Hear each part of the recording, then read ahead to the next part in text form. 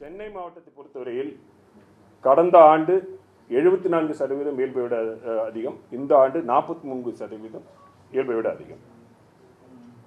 வடகிழக்கு பருவமழை பொறுத்தவரையில் கேரளா, தமிழகம், தெற்கு கர்நாடகா, ராயலசீமா மற்றும் ஆந்திர பிரதேசம் இது மொத்தமாக உள்ளடங்கிய பகுதிகளை பொறுத்த வரைக்கும் இயல்பை விட மழை அதிகமாக பதிவாவதற்கு வாய்ப்புள்ளதாக தெரிவிக்கப்பட்டிருக்கிறது.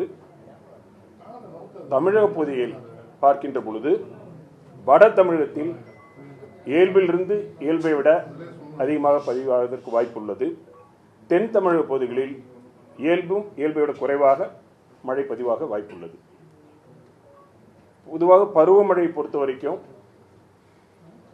குளோபல் ஸ்கேலில் இருக்கக்கூடிய உலக அளவில் பிற பகுதிகளில் நடக்கக்கூடிய நிகழ்வுகள், இப்போ எல் நினோ லா நினாங்கிற மாதிரி நிகழ்வுகள் மற்றும் ரீஜனல் லெவலில் ஐஓடி என்று சொல்லக்கூடிய நம்ம மண்டல பகுதியில் நடக்கக்கூடிய நிகழ்வுகள் மற்றும் லோக்கல் ஸ்கேலில் இருக்கக்கூடிய நிகழ்வுகள் இதெல்லாம் சேர்ந்து தான் இது பண்ணுவாங்க. அந்த வகையில் பார்க்கின்ற பொழுது வடகிழக்கு பருவமழை பொறுத்தவரையில் லானினா என்பது ஒரு முக்கிய எல் நினோ லானினா என்பது முக்கிய இதுவாக கருதப்படுகிறது, காரணியாக கருதப்படுகிறது.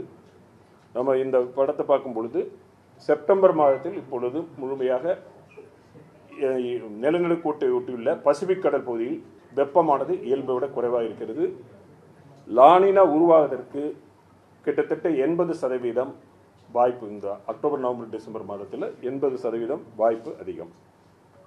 ஆனாலும் கடந்த 1940 2021 வரைக்கும் எடுத்துக்கிட்டிங்கன்னா 82 ஆண்டுகளில் கிட்டத்தட்ட 42 ஆண்டுகள் லானினா வருடம். அந்த 42 வருடங்களில் 23 வருடங்கள் இயல்பாகவும் 13 வருடங்கள் இயல்பை விட குறைவாகவும் 6 வருடங்கள் இயல்பை விட அதிகமாகவும் இருந்திருக்கு. கிட்டத்தட்ட 69% இயல்பு மற்றும் இயல்பை விட அதிகமாக இருந்திருக்கிறது, வாய்ப்பு இருந்திருக்கிறது. 31% இயல்பை விட குறைவாக இருந்திருக்கிறது. லானினா மட்டும் ஒரு காரணமாக சொல்ல முடியாது. ஏன்னா 2010 2021 இது 2 லானினா வருடங்கள் தான்.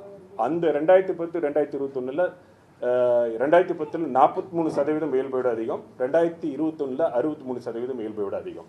ஆனால் 2016 லானினா வருடமாக இருந்த பொழுது 62% இயல்பை விட குறைவு. ஸோ லானினா என்பது ஒரு காரணியாக இருக்கலாம், ஆனால் அந்தந்த வருடம் மற்ற ஃபேக்டர்ஸை வச்சு தான் நம்ம இதை சொல்ல முடியும். அந்த வகையில் இது நம்ம வடகிழக்கு பருவமழை என்பது தற்போது தென்னிந்திய பகுதிகளுக்கு தான் மொத்தமாக சொல்கிறவங்க பார்க்குறோம். அது இயல்பை விட அதிகமாக பதிவாக வாய்ப்பு இருக்கிறது. தமிழகத்தை பொறுத்த வரைக்கும் வட தமிழக பகுதிகளில் இயல்பை விட அதிகமாகவும், தென் தமிழக பகுதிகளில் இயல்பை விட சற்று குறைவாகவும் பதிவாக வாய்ப்பு இருக்கிறது.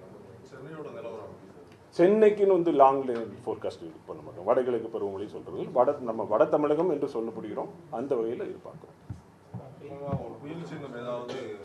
புயல் இந்த காலகட்டத்தில் வெகு காலத்துக்கு முன்பாக நம்ம கணிக்குது. அது அந்த மாதிரி கணிக்கிறதுக்கான இன்னும் துல்லியத்தன்மையான மாடல்கள் கிடையாது. பொதுவாக நம்ம அந்தந்த காலகட்டத்தில் தான் இப்போ 4 வார காலகட்டம் எக்ஸ்டெண்டட் ரேஞ்ச் ஃபோர்காஸ்ட் இருக்குது. அந்த எக்ஸ்டெண்டட் ரேஞ்ச் ஃபோர்காஸ்ட்டில் டிடெக்ட் பண்ணி அது தொடர்ந்து கண்காணித்து தெரிவிக்கப்படும். தற்பொழுதைய நிலவரப்படி இந்த வடகிழக்கு பருவமழையுடைய துவக்கம் என்பதை பார்க்கின்ற பொழுது 4 வார காலகட்டத்துடைய அந்த ஃபோர்காஸ்ட்டை வச்சு பார்க்கும் பொழுது அக்டோபர் மத்தியில், அதாவது 3வது வாரத்து பகுதியை ஒட்டி துவங்குவதற்கான வாய்ப்பு இருக்கிறது. அக்டோபர் 31 அந்த இதை பொறுத்த வரைக்கும் பொறுத்த பொழுது 3வது வாரத்திலும் 4வது வாரத்திலும் மழை இருக்குது, வாய்ப்பு இருக்கு.